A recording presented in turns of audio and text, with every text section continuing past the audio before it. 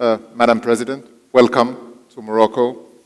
Madam President, Tanzania, with its strategic geographical location and the abundance of its natural resources, plays a crucial role in East Africa's economic ecosystem. Drawing from Tanzania's experience, what lessons do you believe can be extrapolated to the wider African context to catalyze regional integration and intra-African commerce, because as you know, we're one of the least integrated continents in the world, and accelerating the economic transformation of the continent, aligned with the free trade agreement, with the continental free trade area that President Bio mentioned extensively. The floor is yours, Madam President. Thank you very much, Mr. Moderator. First of all, let me join others in thanking the host, the government of Morocco, hosting this conference, but again thanking the FDB for organizing this forum and provide a platform for us to be able to share the successes, stories, but also challenges, and maybe we'll come up with the possible solutions of the challenges that face Africa. Having said that, let me say yes, Tanzania is very strategically located at the east of Africa, and we are sharing borders with 8 countries, and so all these 8 countries depends on Tanzania, on transportation of people and goods through various ports of Tanzania. But then before going to the ports, let's say connectivity is the major issue in Africa, and that's a gap we are having.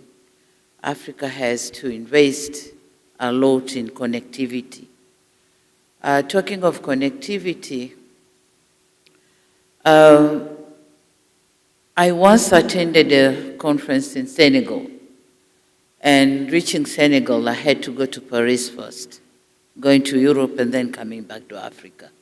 So that's a problem of connectivity in our continent. But in Tanzania, how are we dealing with the connectivity, working with all these 8 neighbors? We are using roads. We have invested a lot in connecting Tanzania with our 8 road-accessible countries, like Zambia, Mozambique, Malawi, and others who can be accessed by roads. But we are also using water transport, ports. Tanzania has got, say, 6-7 ports. We have a port of Dar es Salaam, which is a major one, and a main gate to Eastern and Central and Southern Africa. But then we have a port of Tanga, which give access to the northern part of Tanzania, then to the neighboring countries. But we also have Mtwara port, which is opening the southern corridor of Tanzania and going to Malawi. And then we have the northern corridor. The northern corridor is Tanga, I've mentioned it. But we also have Zanzibar port, which is an island. You can go everywhere from Zanzibar. But we also have ports in our lakes. We have Mwanza port in Lake Victoria, as well as Kigoma port in Lake Tanganyika. And Kigoma can take you to DRC easily. So we are working on all these connectivities. We also have railway networks. Again, the ports are connected to the rail networks. So we have the northern railway, we have the central railway, but we also want to establish the northern one. The central railway, this is the upgrading of the Asian railway, and we are now constructing the standard gauge railway, which will connect the port of Dar es Salaam to Burundi, through DRC, also Uganda, we are going to be connected with this port. We are also connected by air. Air Tanzania is now transporting people and goods to the neighboring countries and even outside Africa. So that's how we are connected. On abundance of resources, yes, Tanzania is very much gifted. We do have critical minerals for technology-intensive industries. The minerals which the world is looking for nowadays. We do have about 5 of them. Tanzania has got nickel, has got cobalt, we have graphite, we have lithium, we have others. So Tanzania is well gifted with minerals. But again, the energy sources. Tanzania is having gas, we have solar, and we have water, hydropower. So energy sources, Tanzania is very much endowed with energy sources. The only thing now is to invest and make sure we do have enough power for industrialization and other development activities. But we also have an arable land for agriculture. So we are well blessed on the natural resources. For intra-African commerce, yes, as I said, we do have all these connections for transportation of people and goods, and so it facilitates African trade and investment. But again, we invest heavily in human capital development and also in diversification and modernization of our economy. The technology and digital innovation, we have given a priority to it. We have started, we have established several startups for the youth, for them to be able to engage in various sectors, coming with innovations on how they will work on several sectors. Important thing of all is the embracement of private sector. For us, we know that private sector is the only engine of economic growth. And so we are working with the private sector. We have created an environment, favorable environment for private sector to thrive in our country. And so we are receiving a lot of private business in our country. But having said all that, I'm emphasizing on 2 major areas: investment on infrastructure, on transportation of people and goods, and this is what is going to be discussed today in the boardroom, and I welcome all these participants to be with us and listen to us on what we need to present in the boardroom. Having said all that, important thing for us, and this is a lesson people can learn from Tanzania, is political stability, peace and security of the country. Tanzania is very, very well known on this. And so to make Tanzania continue to be a peaceful and stable country, we have come up with the 4R philosophy. And by 4Rs, we mean reconciliation, resilience, reforms, and rebuilding of our nation. As everybody is aware here that Tanzania is a democratic country, and so we do have about 17 political parties. So election is our way of giving permission to one party to run the country. So after election, we all have to sit together and agree on which way we want to develop our country. So we reconcile.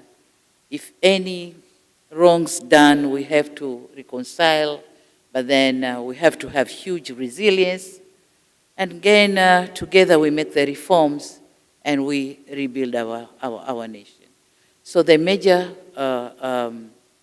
lessons could be 2. Investing in infrastructure, three, human capital and peace and stability of the country. Thank you very much, Your Excellency, Madam President. Madam President, you have made history as Tanzania's first female president and have since been steering your nation toward inclusive economic growth with a particular focus on empowering women and youth. As Tanzania is embarked in this journey, continues to integrate technology and innovation within its industries, and embarks on a significant infrastructure project, could you share with us how you are balancing the rapid pace of this economic modernization with the imperatives of sustainability and social inclusivity, especially in sectors like manufacturing and agribusiness, which are pivotal for Tanzania's transformation? Thank you so much.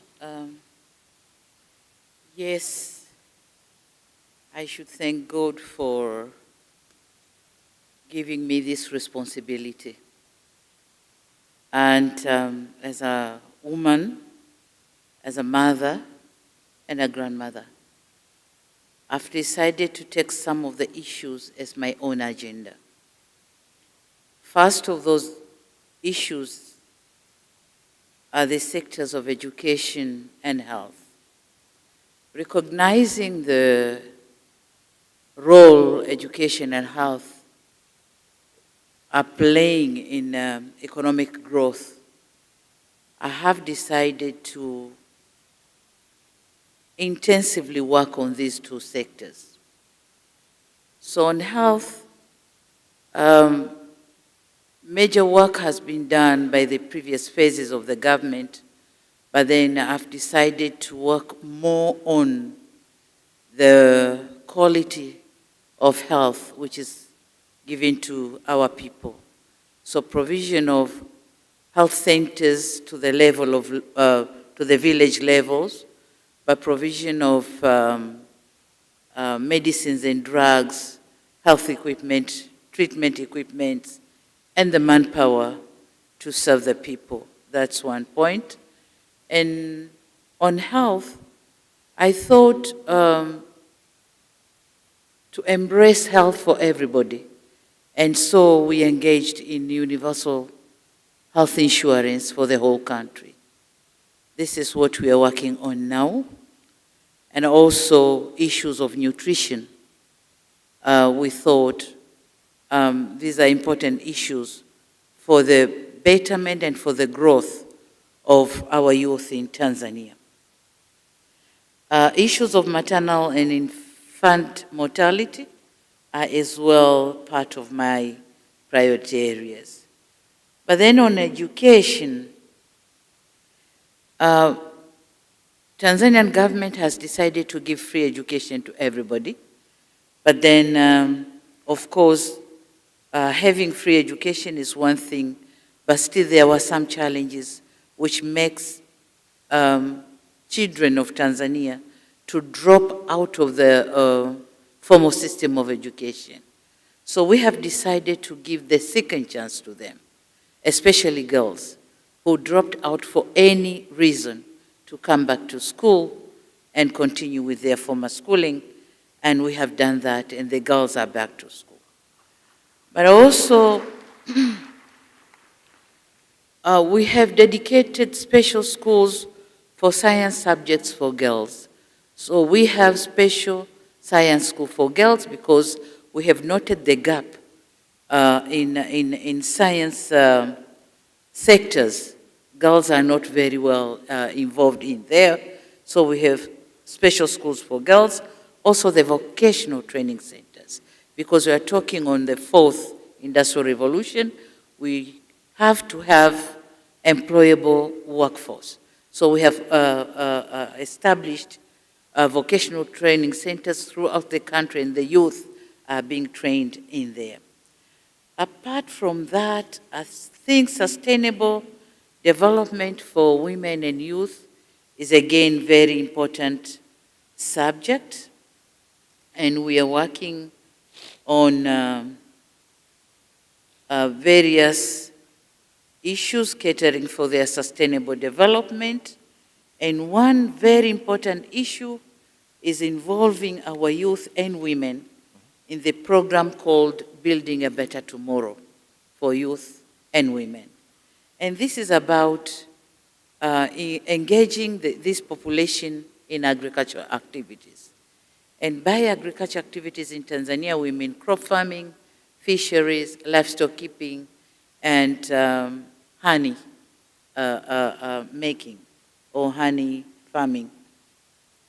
So we have created a program which is called Building a Better Tomorrow, and this is about modernization and commercialization of productive sectors, agricultural sectors. And this includes also heavy investments in mechanization, irrigation, agro-processing, and digital platforms for youth. And the digital platforms is looking on access to agriculture extension services, marketing, also incomes, source of, or calculations and getting incomes for the smallholder farmers. So in here, we are very thankful to the African Development Bank, which is giving a very substantive support in this program. And a lot of our youth are now engaged in this program, and we hope by 2030, agriculture sector is going to have a lot of contribution to our GDP. So that's about technology and industrialization. Thank you very much, Madam President.